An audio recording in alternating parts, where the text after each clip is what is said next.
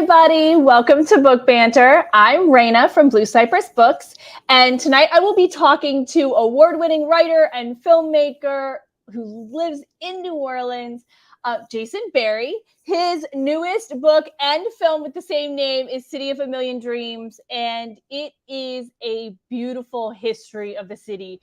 It's one of the first overarching histories of the city written in quite a while. I love the book, I love the movie, and I can't wait to talk to Jason this evening for Book Banter. So I am going to click this button and invite him onto the screen. Hi, Jason. Hey, Raina, pleasure to be with you. Yes, thank you for joining me this evening, for sure. I am super interested. First of all, could you give us a little bit, like the elevator pitch? What is the book? Give us, what's your book about? Go for it. Well, the argument of the book is that the beguiling personality of New Orleans stems from a long tension historically between a culture of spectacle rooted in the African dances at the public park called Congo Square, and a city of laws that for most of our history was anchored in white supremacy. So the book follows a thematic thread of the clash between culture and law.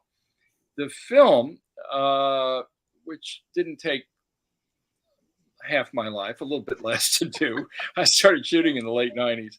The film uses jazz funerals as a window, or a mirror is better put, of how the city evolved. And the film uses 6 funerals, each of which then has a kind of cul-de-sac into the past, so that we get both the early history and middle history of the city as these funerals evolve and take us up to the present day.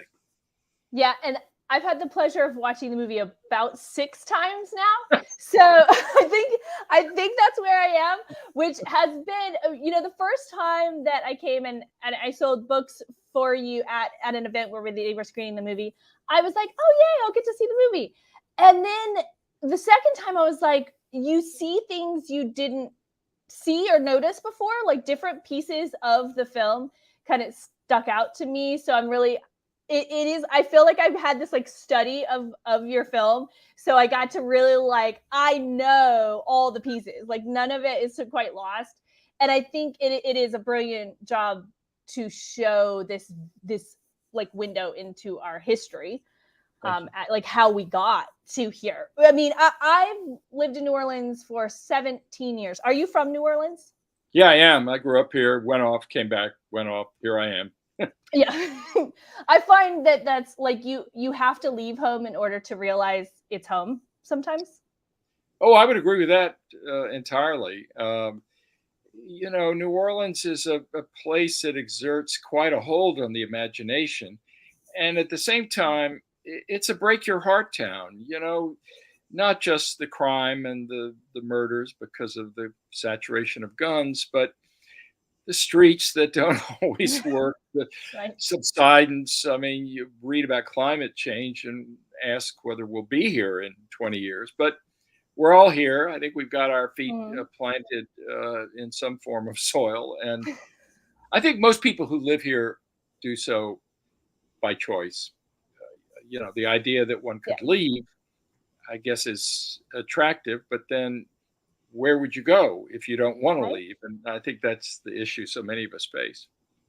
Yeah, I often say that if you come for maybe a long weekend to visit here, at the end of that long weekend, you know something about yourself.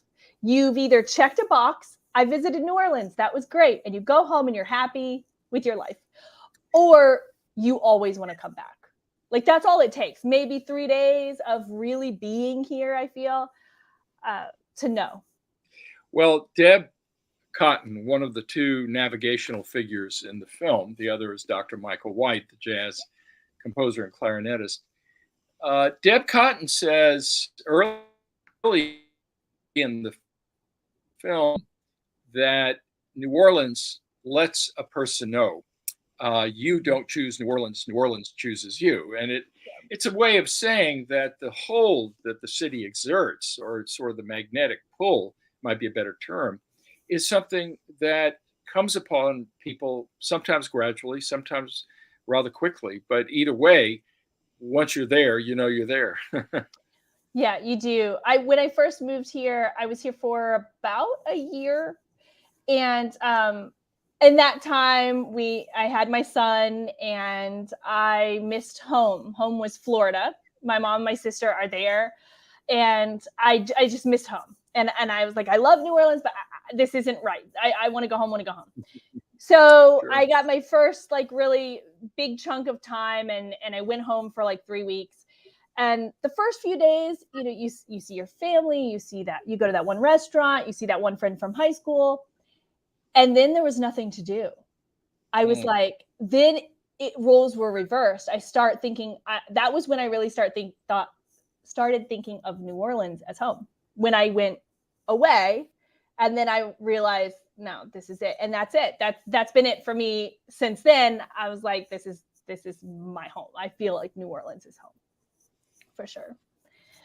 Um, when you're talking about the book and the movie, they're clearly histories both of the city, but they're still very different.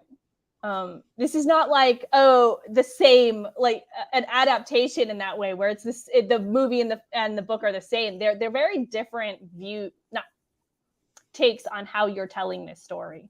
mhm. Um, Well, the book changed in several major ways as I wrote it. In the beginning, I thought that I was focusing mainly on the period after 1965, the how the city sort of arose from the cruel slumber of segregation and focused largely on jazz musicians. But then the deeper I got into the research, I kept asking myself, well, where did these funerals come from? When was the first quote unquote funeral with music, which is the term that the early jazz men before television used? And the more I went back in time doing research in various libraries and archival collections, the, the, the first funeral that I could document, other than those by Native Americans in the area, which were quite different, was in 1789, just at the time of the French Revolution, when the city was a Spanish colonial property. And Carlos III, the King of Spain, who had poured a great deal of money into New Orleans, died.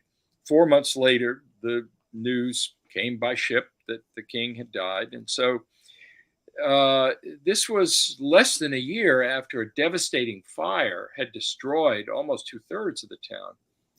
And in the Cabildo, in the archives, is a wonderful, for a narrative writer, for a historian, a document that describes the procession of all these prominent people through the streets behind a Spanish. Uh, it's more than a band, kind of a marching orchestra, I guess you might say. And the Cabildo scribe, in his sort of elaborate prose, refers to the people in the city as the quote illustrious body, capital I, capital B. And nice. you follow the illustrious body and imagine all these ladies in long dresses, the men, dressed in finery as they're processing through the streets, mindful that there are all these charred ruins of neighborhoods on one side. And of course, it's the dead heat of May. And the St. Louis church had burned down. And so they go into what was then the Charity Hospital. It's not in the same location as the hospital we know today, but it was at the edge of the French Quarter. And so Mm-hmm. they go into the chapel. This is the only religious space in the town at the time with less than 5,000 citizens. And so the description of these enormous candles and everybody sitting, waiting for the priest, Père Antoine, quite a controversial figure in his own way, to begin the ceremony. And you realize that all these people had to be sweating. The description of the candles is quite something. And, it struck me, here's a town that has almost burned down. all these people are decked out in their finery. They follow a band into a church, and they're sitting there. They've got to be fanning themselves in all the heat. And then the priest begins the funeral. It's kind of a forerunner of so many of the ceremonies that we see today, although we know a lot more about the music today Mhm. than we don't really know what kind of music they played. We don't have an account of that. But the farther back in time I moved in the research, I realized that for Bienville, the founder, French Canadian, to make peace with the Indians, he spent time observing them, practically living among them, and he was tattooed all across his body Wow. with snakes, coiled snakes on his torso and his arms. Founder of New Orleans had tattoos. Hey. Doesn't get much better, does it? Right? And so I was so curious about his personality. Yeah. He was the youngest son of the wealthiest man in Canada, who, of course, was a French citizen. Ships out, then Mhm. comes here with his older brother, and Iberville dies, and Bienville becomes the commandant. And he lived more than half of his life here, and his many Wow. travails, including being pulled back to Paris, where he was accused of corruption. He's rather an Of adventurer. course, this all checks out as the founding of New Orleans. Honestly, he happened into his gig because he's the younger brother. So he just shows up, and then his older brother dies. He has the tattoos. He just lives among the locals and lays low, does his thing, and then clearly is pulled back. Yes. So all of this is checking out. Um, so we have a couple of questions. We're going to go back to the first one. Linda has a question. What was the most fun thing about writing this book? Oh, what I enjoyed most. Um, well, there were a couple of things. I really, my whole pulse quickened when I learned about Mayor Maestri. I had not known very much about him. And he was a Huey Long bag man. And he had made an enormous amount of money. And he was the guy who really built Charity Hospital. Randy Newman in his song gives credit to Huey Long, but it was really Maestri who pulled it all together. Um, and he was an old time, pardon me, he was sort of an urban potentate. So I really got a charge out of learning about him. And I would also say that the story of Sister Gertrude Morgan just galvanized me because I needed a way to. The book is a character driven narrative. And so there's a different historical figure, chapter by chapter, whose life and death, not everybody is dead who's in the last part of the book. Dr. Michael White is still with Yeah. us. We want him here for a long time.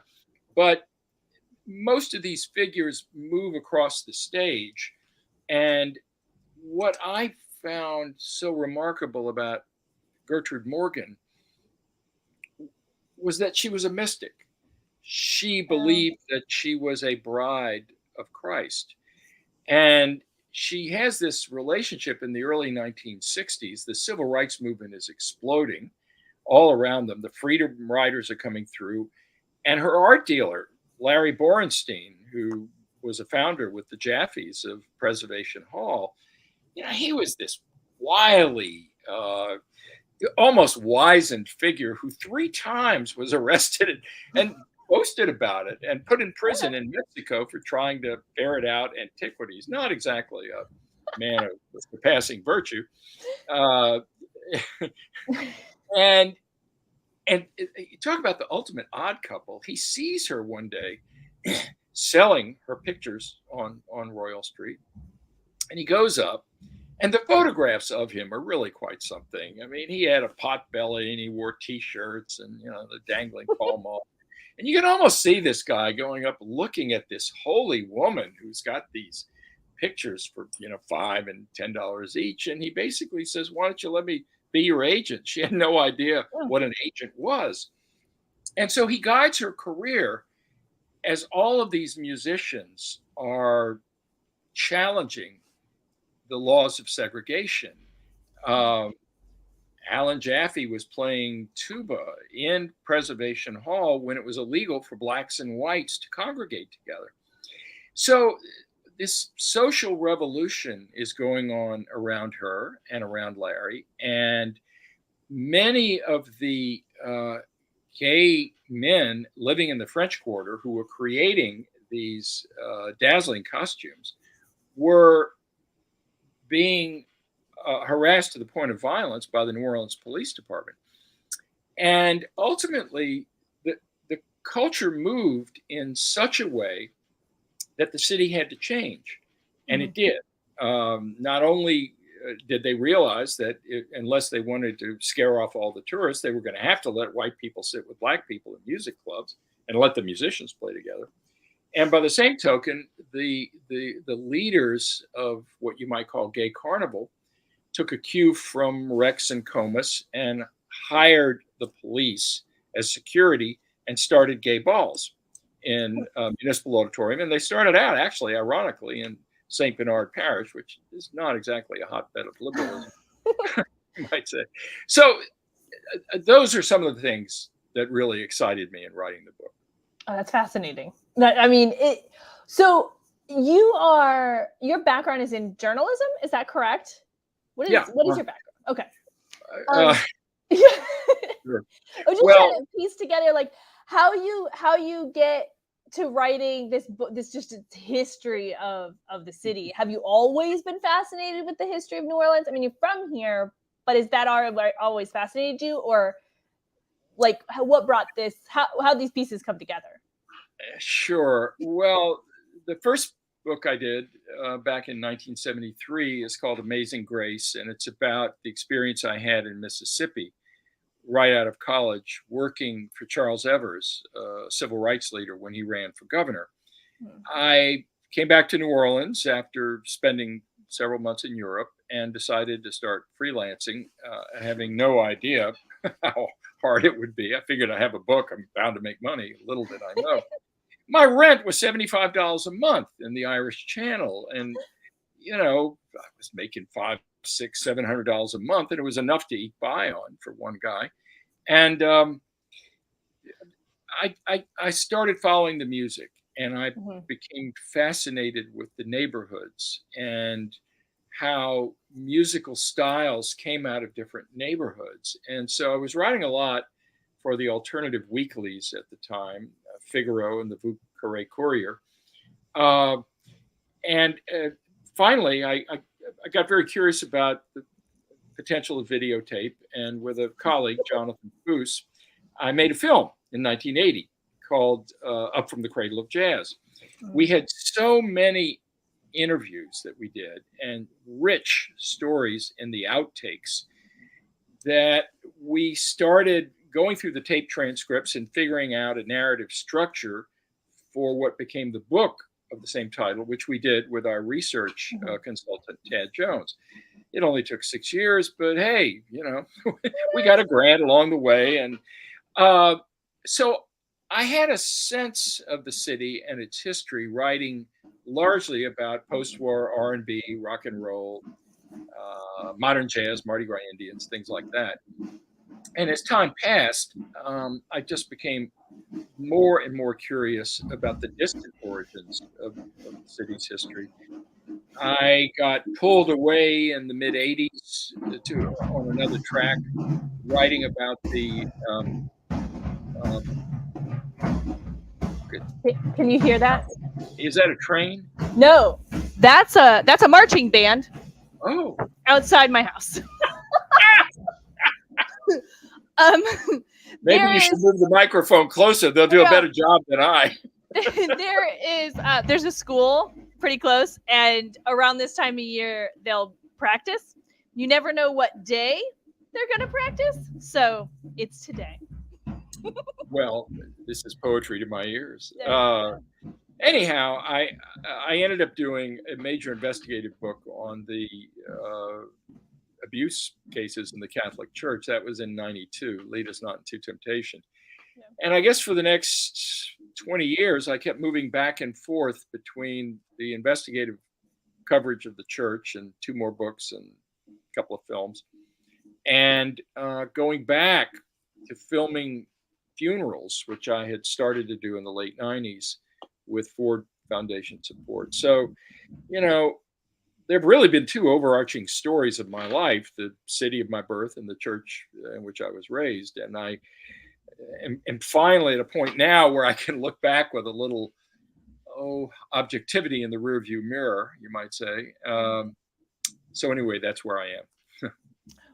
Well, that's fascinating. And you just sort of happen into, you have this interest, and then it turns into a project, and then this other interest, and then you keep coming back, and that makes you sort of this expert in both. You know the definition of an expert? A booking agent for Fats Domino's told me this. A guy named Bob Vernon. He said an expert is a man who gets off an airplane carrying a briefcase from someplace else. Yes. I mean, that's the theory. Like, if you have a clipboard, people think you're in charge. It's the same idea. Yes. A briefcase and a clipboard, and you're unstoppable. There you are. I'm your expert. All right. So let's see. What's the next question? First of all, Maggie says hi. Hi, Maggie. Next is, what was it like to show your film in Paris? Wow. Well, I lived in Paris in 1982 and 1983. I was on a program called Journalists in Europe, sort of a fellowship, I guess you'd say. And my French was pretty good by the time we came back to New Orleans, summer of '83. I love Paris. La plus belle ville du monde, the most beautiful city in the world. I had not been back in almost 20 years. I went back in 2001. The Musée du Quai Branly Jacques Chirac, where we showed the film, is the great anthropological museum of Paris. Extraordinary collection of African art, of art from the Pacific, and the exhibition called Black Indians, of course, is all about New Orleans. And I guess about 70 people were in the auditorium, and the Q&A went longer than the film. In fact, we literally closed down the museum. It was thrilling. And to be with my daughter, Simonette, my co-producer on the film, and our colleague, Monique Moss, who did the choreography for the Congo Square sequences of the film, was really quite uplifting, I would say, for all of us. You work 5.5 years on a film, and you get a chance to show it in Paris, and you realize that a night like that is rather precious. Absolutely. Yeah, the opportunity is like once in a lifetime. Moira asks, how was the response in recent London showing of the film? Thank you, Maura, and hello to Roger. In fact, the last time I was in the bookstore was for Roger's book signing. So London was different. It was a festival called Dock and Roll. And I love that. Love that name. That's yeah. The theater, Covent Garden, Garden Cinema in Covent Garden, this red Art Deco theater with these little rooms, private rooms down on the second floor where you could go in. You couldn't close the doors, but little rooms that people could sit and talk. I guess the thing that struck me is that people stayed, and the Q&A went 90 minutes, as long as the film. I think this, and by the way, we're showing the documentary next Sunday, the 20th, at NOMA, New Orleans Museum of Art, at 2 p.m. So I hope people listening to this, I guess we're on a podcast, right? Anyway, I hope the people hearing this or watching it will go and see the film. What has really become apparent to me is how moved people are emotionally by the story of these funerals, particularly the last funeral of the film. And I don't want to Mhm. talk too Mhm. much about that. I don't want to give away the ending for Oh. those who have not seen it. But some people are crying at the end of the film. Other people are sort of bouncing in their seats because of the joy streams of the second line.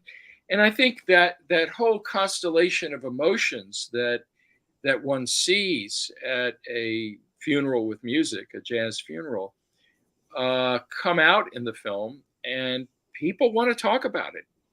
Mhm. Some people stand up and declaim without even having a question, and we take all comers. I do feel like if you've seen a second line or been a part of a second line, it is it it's a special experience for sure. And maybe when you take it to Paris or London or places that aren't New Orleans essentially, there's just so much fascination around so many questions. Like it's so different from a funeral that most people grow up with or most people ever experience. And then Mhm. it feels like most places people tell you to you're always sad. It's always sad. There's nothing but sadness associated with someone's passing. And here there is that, but also this incredible celebration of that person's life, but just life. And that's such a foreign concept to most people. I can easily still see you having 90 minutes of questions from in a crowd that has never even remotely experienced anything like that. Yeah. You know, one of the perhaps the most beautiful statement or reflection on the film, and it's on our website, City of a Million Dreams.com, Mhm.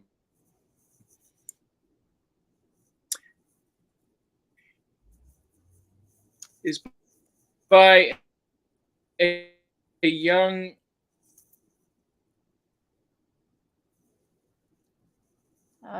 Uh, Trinity College, Hartford, who spoke to him and how he was able to think about other cultures, how different people approach death, especially during a time when so many people were enclosed because of the pandemic. mhm. And, you know, I think there is the notion that music is the universal language, certainly echoes or reverberates in the way these funerals with music function as caravans of memory going through the streets of the city, throwing off this tremendous, uh, for me, tradition of storytelling. I find that every funeral I've attended, jazz funeral at least, is the story of a church, story of a neighborhood, story of a family, sometimes the story of the pastor, and how those different parts come together gives us what you, to quote Wordsworth, spots of time, and that has been quite rewarding for me to see all this in that emerging context. Mhm. I don't this last comment comes from somebody that their name does not show up, but they're saying caravans of memory, calling them caravans of memory. Yes, I've had several people repeat that phrase after I've said it, and I think I've got it in the book. I can't remember if it's in the script or not, but I think that's what they are. I remember in 1980 when Professor Longhair died, and I covered the funeral for the Washington Post. I did a long feature story, and I was really struck. It was just this freezing day, and the cold was almost beyond description. People standing there, stomping their feet, blowing on their hands because of the cold. And when the casket came out of um, the majestic mortuary on Dryad Street, the crowd was so enormous that it took almost a half an hour to get the casket down the steps and into the hearse. And in the meantime, there were two bands, the Olympia and I guess the other was the Eureka. And so whoever was in charge of the funeral made the decision, wise decision at that, to send the bands off in opposite directions. There were 5,000 Wow. people on this frigid day. And so the bands started moving out in opposite directions so they could finally get the funeral, get the casket, into the limousine. Moments like that reveal the drama of a culture and the role that Fess had in people's lives. So I've seen a great many of these events, and each one has a certain lasting resonance for me. One of the things that I enjoyed in the film too is how you take the time to kind of explain this. You're saying now, someone made the decision to send the bands in these opposite directions, where there's someone in charge of this. And the band leaders and how they decide where to go. And I imagine part of that now you have to sometimes file a parade, a route, but at the same time, you have this flexibility and who's deciding that. And it looks from afar, it just looks like chaos practically, but it's so this perfectly orchestrated chaos. And I love that part of the film where you really do explain that, because up until that point, I've been part of them. I have watched, and I don't know why we're going where we're going. So the film, you do a great job taking a moment to explain it, so both people who are from here and have been part of it are enjoying it, but also like somebody who's barely even heard of a jazz funeral is like learning these pieces. And thanks for that. Well, I want to give due credit to several of my colleagues. I've mentioned Simonette and Monique. Tim Watson, the editor, who has edited so many documentaries in this town, has been with me on projects over many years now, and did a stunning job, particularly in the sequences on grand marshals, which come from the beautiful archival footage at the Historic New Orleans collection of Jules Kahn, who was an avocational filmmaker for many years. A great debt to the HNOC, to Daniel Hammer and his colleagues as well. And then, the storytelling of this film is by the people who are in the film. There's no voice of God narration.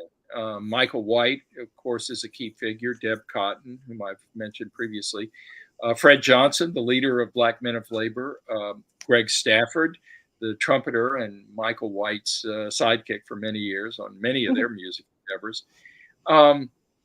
And the storytelling has this kind of assembly quality about it, so that you're getting the story of the city and the story of the funerals from the people who are rooted in the community and have these memories and convey to us what it is like for them, having lived through this, having seen people like Danny Barker and Louis Barberin and others pass along.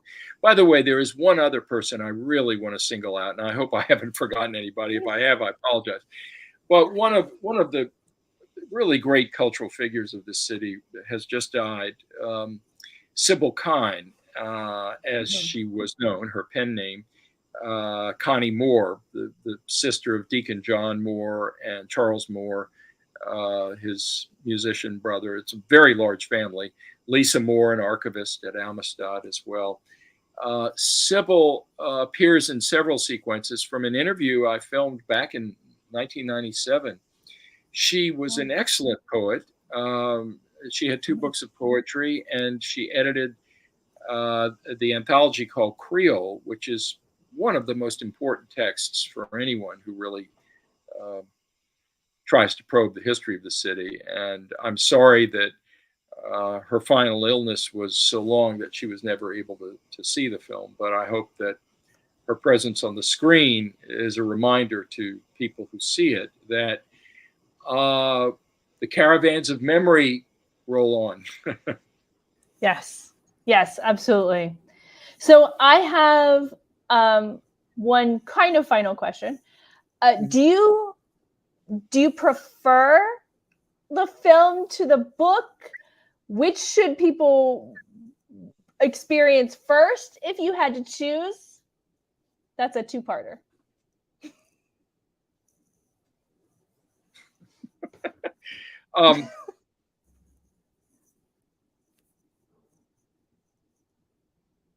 Do you prefer? I mean, I love them both.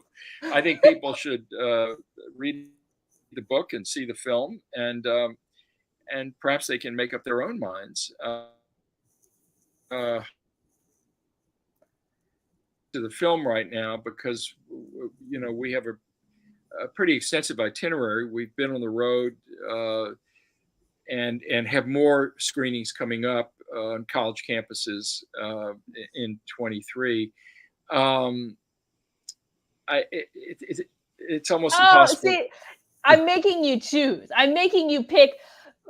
Authors often say, I'm choosing between my babies, right? If I have them pick a book that is their favorite. So, well, Solomon famously offered to cut the baby in half, and I'm afraid I don't have a sword. I can't cut.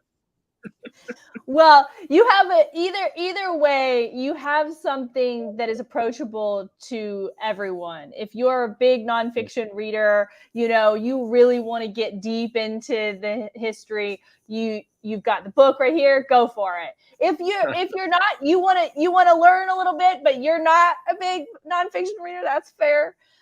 The book or the movie is amazing, and I do feel is accessible to everyone. Thank you.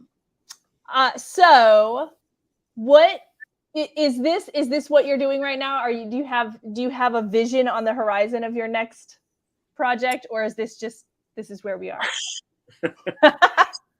I have more than a vision. I'm working hard on it, but I'm a little reluctant to divulge it because I've got to do a fair amount of fundraising. It takes a lot of money to make a film, and you can't just make a film with some pocket money.